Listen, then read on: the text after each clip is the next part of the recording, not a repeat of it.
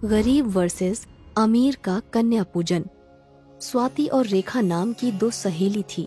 स्वाति गरीब और रेखा बहुत ही अमीर थी।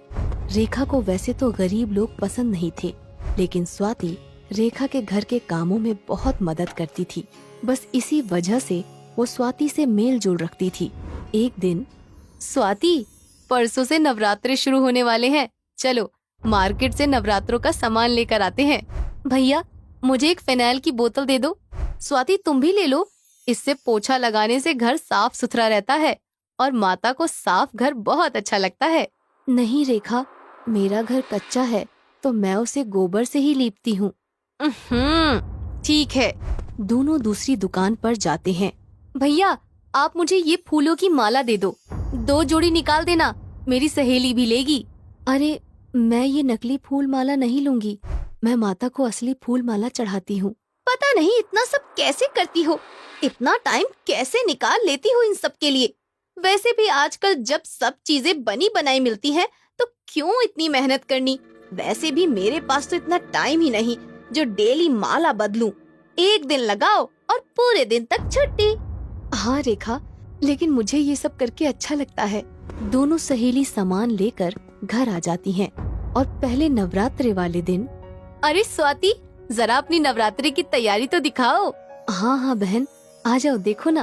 अरे, ये दरवाजे पर आम के पत्तों की लड़ी। ओहो, पूरे घर में गोबर की बदबू। हाय, कैसे रह लेती हो तुम इतनी बदबू में। देखो, ये ताजा फूल हो गए ना बासी। अगर तुम यही प्लास्टिक के फूलों की माला लगाती तो पूरे 9 दिन तक ताजा रहते। अभी तो शाम भी नहीं हुई, अभी से ही तुम्हारी मेहनत हो गई ना पानी में। लेकिन उन प्लास्टिक के फूलों में से सुगंध तो नहीं आती ना, जो माँ को मनमोहक लगती है। इसमें क्या बड़ी बात है, सुगंध के लिए परफ्यूम छिड़क दो। और वैसे भी इस गोबर की बदबू के आगे कहाँ परफ्यूम काम करेगा। और ये क्या, तुमने माता मिट्टी की बनाई है? मेरी माता की मूर्ति देखना, देखती रह जाओगी। बहन, मैं तो हर साल ऐसे ही अपने हाथों से माता की मूर्ति बनाकर पूजा करती हूँ। हाँ ठीक है, माता की मूर्ति बहुत पैसों की आती है, तुम्हारे पास इतने पैसे कहाँ। अब तुम जो भी समझो, इसे मेरा माता के प्रति प्यार समझ लो या मेरी गरीबी, लेकिन मुझे अपने हाथ से माता की मूर्ति बनाना बहुत अच्छा लगता है। अरे, ये तुम्हारी रंगोली है, कितनी फीकी सी लग रही है, इसमें रंग ही नहीं भरे। नहीं रेखा, मैं बस चावल के आटे से ही रंगोली बनाती हूँ। रात को चावल भिगोकर सुबह उसे पीसकर आटा बनाकर ये रंगोली बनाती हूँ। उफ, पागलपंती की भी हद होती है। तो मेरे घर चलो, मैं तुम्हें अपनी तैयारी दिखाती हूँ। ये देखो, सबसे पहले मेरी माता की मूर्ति, और ये देखो मेरी रंगोली वाला स्टिकर।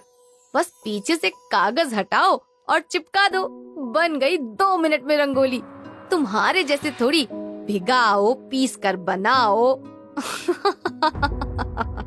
ऐसे ही छठे नवरात्रे को रेखा स्वाति के घर जाती है।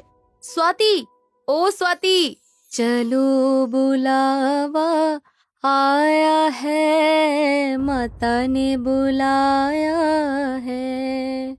चलो बुलावा आया है, माता ने बुलाया है। अरे पागल, क्या कर रही है? माता का कीर्तन कर रही हूँ। अरे, कहीं अकेले भी कोई कीर्तन होता है क्या? तुम चलो मेरे घर, मैंने आज का कीर्तन रखवाया है, वहाँ देखना कैसे कीर्तन होता है। स्वाति रेखा के घर कीर्तन में जाती है और कीर्तन खत्म होने के बाद, देखो, इसे कहते हैं कीर्तन। कीर्तन में बहुत पैसे लगते हैं, मंडली बुलानी पड़ती है जो माता के अच्छे अच्छे भजन गाती हैं, और उसके बदले में वो पैसे लेती हैं, और बहुत सारे लोग कीर्तन में आते हैं। तुम तो अपने घर में अकेली बैठे बैठे कीर्तन कर रही थी। हाँ बहन, अच्छा लगा माता के भजन सुनकर और गाकर। रेखा को मैं अपनी सबसे अच्छी सहेली मानती हूँ, फिर भी रेखा मुझे बात बात पर अमीरी और गरीबी का पाठ क्यों पढ़ाती रहती है। अब जितना मेरे पास होगा मैं उतना ही तो करूँगी। मन में श्रद्धा होनी चाहिए, पैसे से क्या होता है। चलो जाने दो, मैं भी किसकी बातों को सोचकर दुखी हो रही हूँ। रेखा की तो आदत ही है पैसा पैसा करने की। मैं तो अपनी दुर्गा माँ की पूजा में लगती हूँ और स्वाति अपनी दुर्गा माँ की शाम की पूजा में लग जाती है। ऐसे ही 9 दिन बीत जाते हैं और कन्या पूजन का दिन आता है। रेखा और स्वाति दोनों ही कन्या पूजन करती हैं। तभी वहाँ पर एक साधु बाबा आ जाते हैं। आओ बाबा आओ, आप सही समय पर आए हो। ये लो, मैं कन्या पूजन कर रही थी तो आप भी ये माता का प्रसाद ले लो। और ऐसा बोलकर रेखा उनके और कन्याओं के हाथ में चॉकलेट, पेस्ट्री और बिस्किट के पैकेट रख देती है। वो सब लेकर बाबा चुपचाप वहाँ से चले जाते हैं। रेखा के घर से निकलकर साधु बाबा स्वाति के घर की तरफ बढ़ते हैं। अरे वाह, क्या मनमोहक पकवानों की सुगंध आ रही है। हरिओम, जय भोले शंकर की, जय माता दी। बाबा, अच्छा हुआ आज आप मेरे घर पधारे हैं। आज कन्या पूजन है, आप भी माता का प्रसाद खाकर जाना। आओ बाबा, अंदर आओ। नहीं बेटी, आज सुबह से काफी जगह भोजन ग्रहण कर लिया, अब भूख नहीं है। तुम मुझे भिक्षा दे दो, फिर मैं चला जाता हूँ। बाबा, आप मेरे घर से बिना कुछ खाए पिए जा रहे हैं। मुझे पाप और दुख लगेगा। मुझे बिल्कुल अच्छा नहीं लगेगा। आपको प्रसाद तो खाना ही पड़ेगा, चाहे थोड़ा ही खाकर जाना। ठीक है बेटी, तुम इतना ही जिद कर रही हो, लाओ दे दो प्रसाद। मैं प्रसाद ग्रहण कर लेता हूँ। बाबा, आप यहाँ बैठिए, मैं एक बार कन्या का पूजन कर लूँ, फिर आपको प्रसाद देती हूँ। हाँ बेटी, तुम आराम से कन्या पूजन करो। आओ बच्चों, मैं तुम्हारे पैर धो दूं। आओ बेटियों, तुम सब इन आसन पर बैठ जाओ। ये लो, माता रानी का तिलक है। चलो बच्चों, अपने हाथ आगे करो। अब सबको कलावा बांध देती हूँ। ये लो देवियों, तुम्हारी लाल चुनरी। चलो देवियों, अब भोग लगाओ, खाना शुरू करो। ये लो बच्चों, ये माँ के चरणों का नारियल है। अरे रुको रुको देवियों, मुझे पैर तो छूने दो। साधु बाबा ये सब मुस्कुराते हुए बड़े ध्यान से देखते हैं। फिर कन्या पूजन के बाद स्वाति साधु बाबा को बड़े आदर सत्कार से खाना खिलाती है। खाना खाकर बाबा चलने लगते हैं।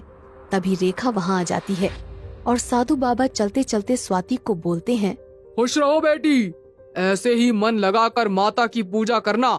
माता रानी तुम्हारी पूजा से अवश्य प्रसन्न होंगी।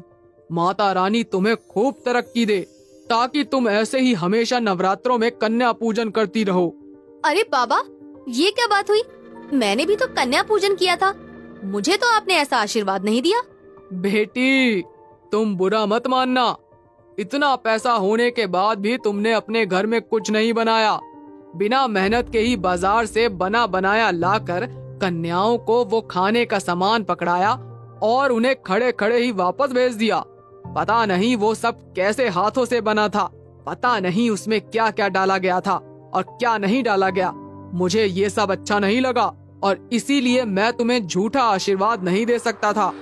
और अगर तुम्हें सच बोलता तो क्या पता तुम्हें क्रोध आ जाता, इसलिए मैं वहाँ से चुपचाप चला गया। लेकिन यहाँ देखो, इस बेटी ने गरीब होते हुए भी अपनी मेहनत से सारे घर को सजा रखा है। इसने कितने मन से अपने हाथों से एकदम शुद्ध और स्वादिष्ट भोजन तैयार किया है। इस भोजन को तो माँ भी खाकर मंत्रमुग्ध हो जाएंगी। और इसने बड़े ही प्यार से कन्या को बैठाकर भर पेट भोजन करवाया। बाबा की बात सुनकर रेखा रोने लगती है और हाँ बाबा, आप ठीक ही बोल रहे हो। आज मेरी आंखें खुल गई। असली कन्या पूजन तो मेरी सहेली स्वाति ने किया है। आगे से मैं भी ऐसे ही कन्या पूजन करूंगी।